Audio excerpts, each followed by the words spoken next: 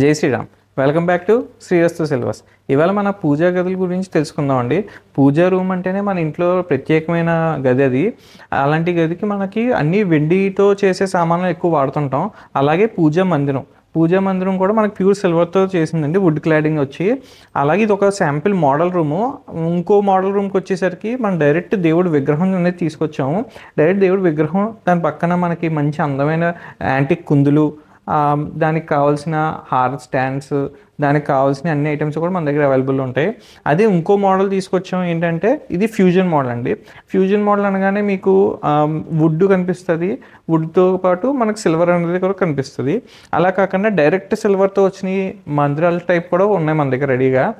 ఇదండి మనకి పూజ చేసేటప్పుడే కాదు, మనం పూజ గదిలో కూర్చునే బల్లలు కూడా.